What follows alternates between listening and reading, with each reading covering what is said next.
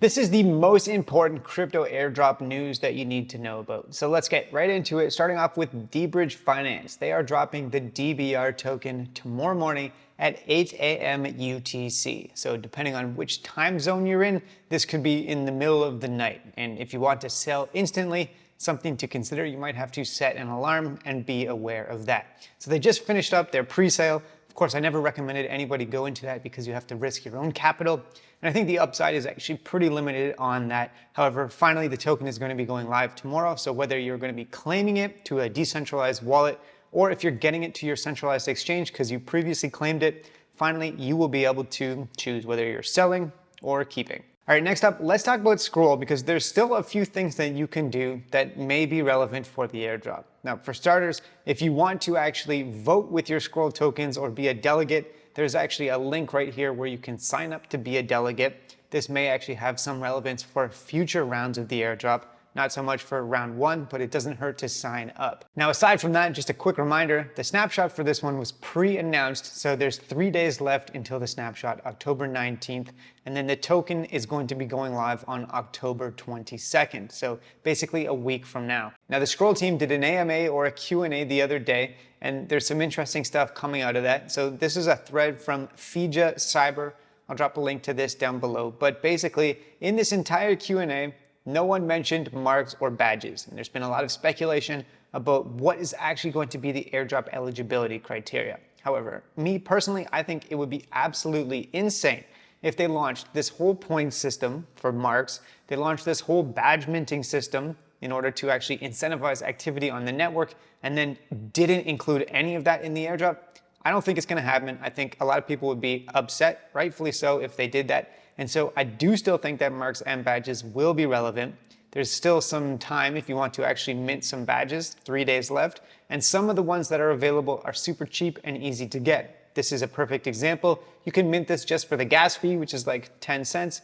And yeah, it's adding one more badge to your Scroll canvas. So I would say over the next couple of days, if you want to try and max these out, I do think it's going to be relevant. There's probably going to be other criteria as well, stuff like on-chain footprint, amount of LP, if you interacted with the testnet, all kinds of other things. However, if they don't include the badges, I would be absolutely shocked. Now, another interesting discussion around the Scroll is how many wallets are going to be eligible. Some people seem to think that it's going to be a widely adopted airdrop because they want to get as many people as possible using the network.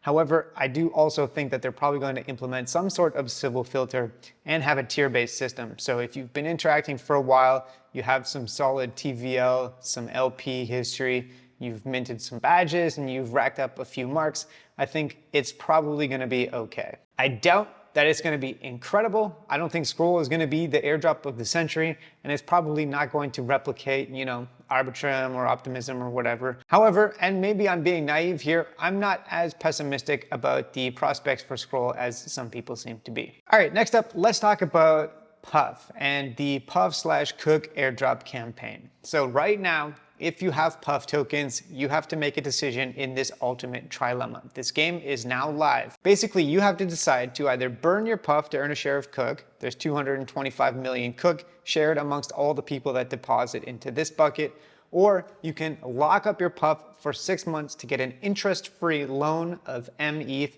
and earn a tiny share of Cook tokens. And then the final option is that you can simply lock up your Puff for 1 week and earn a ridiculously tiny portion of Cook tokens. Now, the TLDR on this is that I don't actually think burning Puff for Cook is going to have a good ROI. Already, it's day 1.5, and equivalent of 144 million Puff has been burnt. So there's the deposits, but then there's the power, because the earlier that you deposit, you get a better multiplier. So let's say, for example, right now, I deposited 100 Puff into option 1, then I would have a power of 137 Puff. Anyways, as the total power approaches 225 million, which it probably will get pretty close to by the time this week is up, that means that you're going to be getting 1-to-1 Puff to Cook, or potentially even less, depending on how high this number goes, how many people deposit into this option. And at that ratio, I actually have some skepticism that the Cook token is going to be worth more than the Puff token currently is. So there's definitely a risk there, because depending on what FTV Cook launches at, I think it's pretty reasonable to expect that Cook is going to launch less than 10 cents and potentially even somewhere around 5 cents.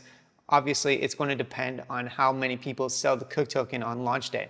But basically, if you're swapping Puff for Cook, but Cook is worth less than Puff, then you're potentially losing money. And the more and more people that deposit into this option, the worse that it gets. Now, the third option I think is also not a great choice because there's very little upside in terms of the Cook.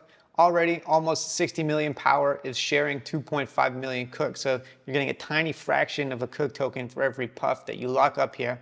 And then, do we really think that over the next week, the next few months, the Puff token is going to hold up? I've seen literally zero plans from the team, no grand strategy on what's going to happen to this meme coin after the ultimate decision. And so realistically, I don't have super high expectations that the price of this is going to moon just because they've finished up with the ultimate decision. Personally, what have I done? I've actually started selling a little bit of Puff at the current market price. After the airdrops and everything, I think this is around the average entry price that I got in at. And so basically I'm taking money off the table and not really want to risk it burning Puff into Cook, especially if you consider the fact that we've earned a lot of Cook tokens from farming Metamorphosis. I could be wrong, but as the Puff token has appreciated over the last few days, it's definitely given a much better exit point. And generally, I've actually been kind of underwhelmed with how this campaign has played out. I think it had a lot of potential, but realistically, it didn't follow through on expectations. All right, next up, I wanted to bring this to people's attention because some new information came to light that I personally wasn't aware of anyway. And this was from a thread that Toby dropped on Twitter. But the TLDR is that it's actually possible that the Jupiter snapshot for season 2 will be on November 2nd. Now this is based on, looks like some older information, but apparently they previously had said that as long as you make swaps and transact with Jupiter before November 2nd, 2024, then you could be eligible for the next airdrop. And this was also discussed in their Discord as well.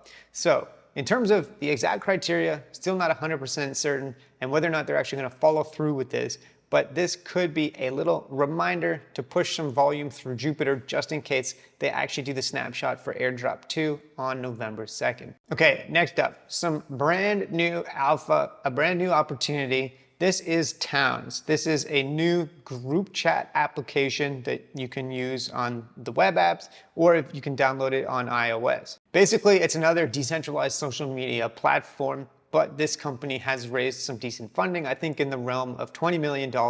And you never know, there is, of course, always the possibility that they tokenize at some point. So if you want to experiment with Towns and check it out, I'll leave a link to this thread, and this is their official link right here. All right, next up, let's talk about Fuel. So if you've been a depositor into the Fuel pre-launch deposit pools, you'll be excited to know that they just launched mainnet. You can now bridge assets to the Fuel layer 2. You can experiment with some different apps. You can check out the Fuel ecosystem. There's a link to that here as well. And so basically for airdrop farmers, what you're going to want to do is migrate your pre-launch deposits, and then also you'll start earning points for phase 2. There's multipliers for being a loyal user and for keeping your deposits in there, and you can track your points via the phase 2 points dashboard here. All right, next up, let's talk about Soul Layer. So there is also a countdown for episode 2 of Soul Layer. If we visit the app right here, you'll notice that you can enter the dream down here, and then it will measure how many tasks that you have completed. This is definitely glitching right now because I've completed a bunch of these.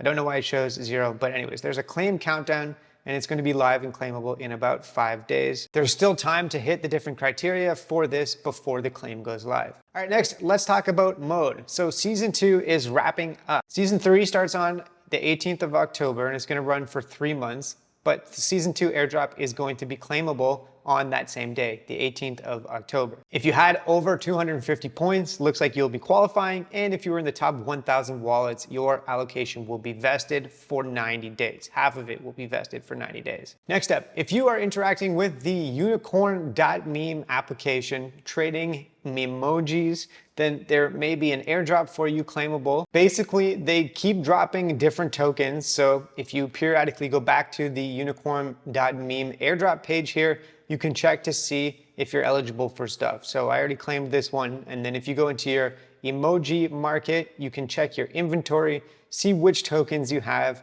You can swap the ones that you get for the Uwu or the unicorn token, or you can trade into other Memoji coins here. And while this application may seem completely ridiculous, in this little wallet here, I've got 300 USD worth of just random meme coins. And in my other wallet, I have significantly more. And all this has just been from free airdrops of these meme coins. All right, next up, a little piece of news for Grass. There's gonna be a final checker for airdrop 1 on October 21st. So apparently they've done a little bit of redistributions, weeding out Sybils, and then making sure that everything is legit before the token finally launches. So October 21st, that's gonna be the final allocation check. Then if you've been farming the Hyperliquid airdrop, you should definitely do this before November 11th. You need to go accept the terms and conditions of Hyperliquid's airdrop campaign.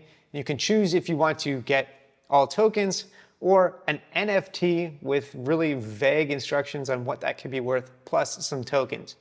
Personally, tokens all the way.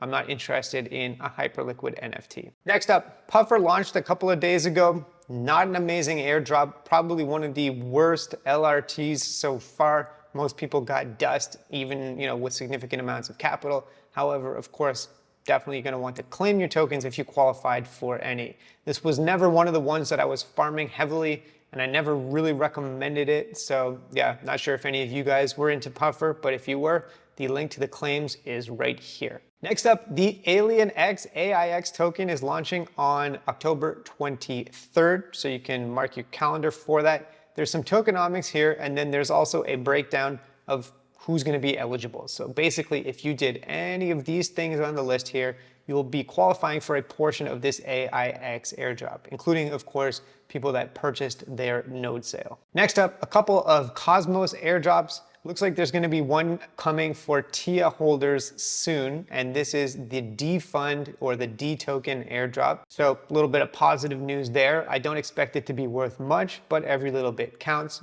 And then another Cosmos airdrop alpha is that if you've continued staking Saga, they keep dropping more tokens. The value keeps accruing to this one. So I actually kind of regret selling as early as I did, because if you continue to stake, you just continue to get more drops and more value. And then the final thing that I wanted to mention is that if you hold USDE on Pendle, or if you've previously held USDE on Pendle, you get some eigen rewards for that. And Mantle actually airdropped those tokens to your wallet. So there's no actual manual claim, which is nice actually.